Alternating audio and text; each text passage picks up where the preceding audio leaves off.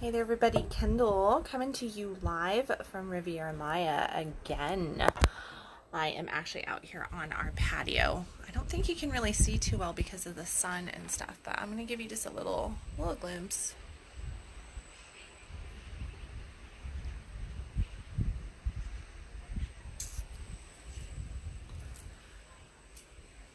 We are nuzzled up against a little part of it's almost like a really jungly forest that comes in. Woo, flashing. A little jungly forest coming into our particular little resort area here. So there's just tons and tons of birds and monkeys and iguanas and these other animals that I have no clue what they are. One of them looks kind of like a raccoon. I call them Mexican raccoons, except they have these long noses, and they're more like an anteater meets a raccoon. But they're all over in the mornings and everything. They're everywhere.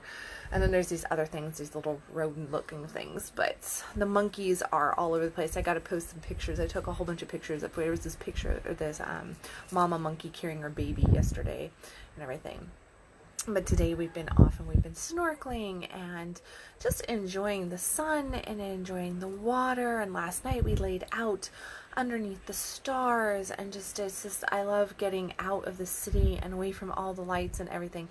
And just really being able to see the beauty and just vastness of the night sky. Growing up in Northern California, I grew up with that. I always had the night sky right there and just the beauty of it and the awe state that I grew up with, being able to lay out in the field or just out in my front yard and being able to look at all the stars. And then living in the city all these years, you forget how many stars there really are. You forget about that vastness, that bigness of the world and of the universe. Which brings me to today's topic, which today's topic really is living in a state of awe. If you haven't read my article yet that I just popped out about how we are really created to live in a state of awe. And the reason why I love to travel is because it always brings me into a state of awe, no matter if it is about dealing with the world or it is dealing with the people of the world. I definitely get this state of awe that moves through me when I am experiencing life. And experience is everything, absolutely everything. I cannot encourage people enough to go and experience life. We get so stuck in the daily rut. We get so stuck in the daily grind, in this idea that we're here to just be living, to be paying our bills, and to just not even really truly live. But we're supposed to be thriving, no matter what your faith is, no matter what your religion, your belief structure is. Hopefully it is not one that tells you that you are here to suffer, that you are here to just put your head down and pay your power bill and pay your mortgage and pay your car payment and be here for nothing of an experience other than that. Hopefully your faith structure does have some form of belief that you are here for the blessing and for the bigness that life is, for the feeling of God moving through you. And to me, travel definitely offers that, but it's not just travel. It is just experiencing life.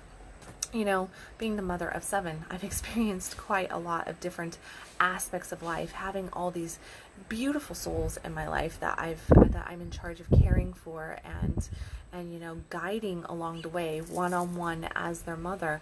I definitely always have these moments of awe, just little ones. And people ask me all the time, like, wow, you must really be a patient person. You must really, really be a patient person. And I am and I'm not. I have developed patience through the course of time, but what I've developed more than patience is compassion, is understanding, is empathy, is actually seeing people for who they are and just letting them be. We all want to live a life where we don't feel like we're being judged, where we don't feel like we're being, looked at in different ways, criticized, shamed, guilted, manipulated. We tend to really worry and be concerned about what others think of us. We get concerned about all this different stuff. And that comes from thinking small, from feeling insecure, from feeling unimportant, from feeling not seen. And in moments like last night when we were laying on the beach and just looking at the night sky, or today when we were out in the water and just, having the waves crash over my back and chasing these little fish around and everything. And then there was one moment when I was just playing with one little fish.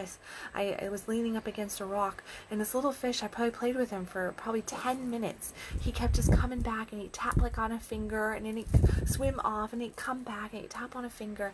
And it's moments like that actually change everything. It changes everything, because in that moment, I felt this big. I felt this big because I had the ocean around me. I had the waves crashing around me. I had the magnitude of life around me. Life that I could not control. Life that I was not in charge of. Life that I was just blessed to experience a piece of in that moment. And at the same time, I was so powerful, because there I was, up against this coral, up against the homes, the offspring of all these other creatures. I was so big, right?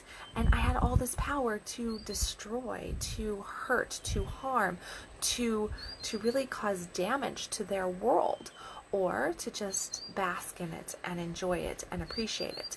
In that same time frame, there was this movement through me of just awe. That state of awe is God moving through. It's spirit moving through. It's the power of us. It is the power of life. And in that is creation. In that is true magnitude and beauty.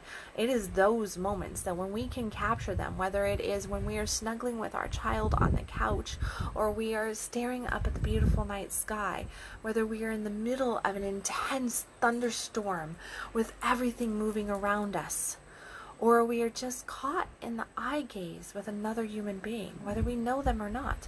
Many, many moments in our life create these moments of awe where God moves through us, where we can, if we are present, if we are aware, if we tap in, that we can actually feel it.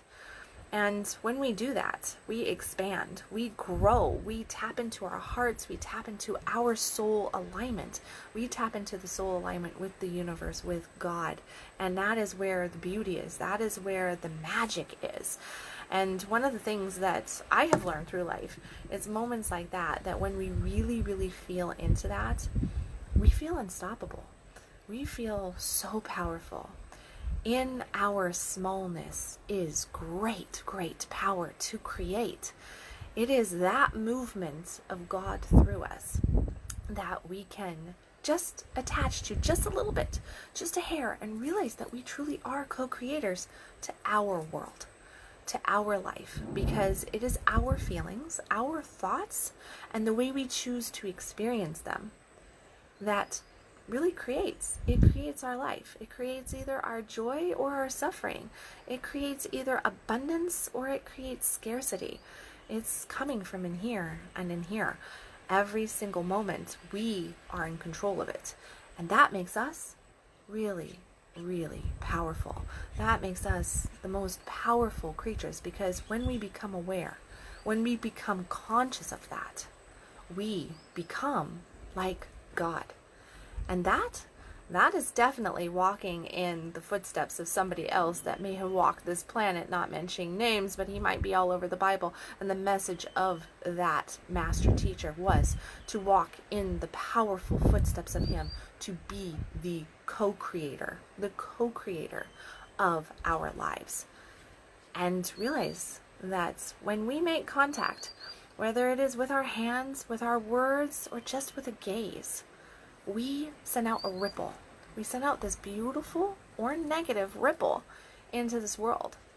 So I ask you today, are you experiencing life? And what kind of experience are you bringing to others' lives?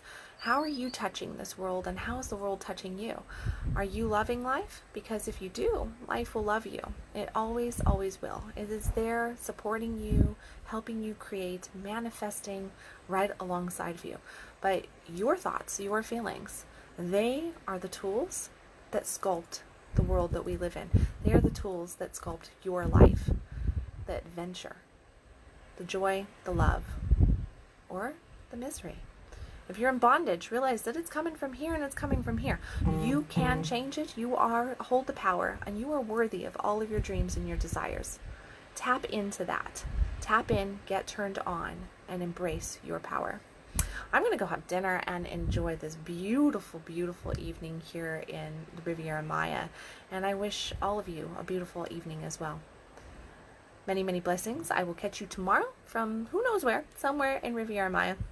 Loving you from afar. As always, stop existing, start living. I'll catch you tomorrow with another Conscious Coffee. You can follow me at www.kendalwilliams.com.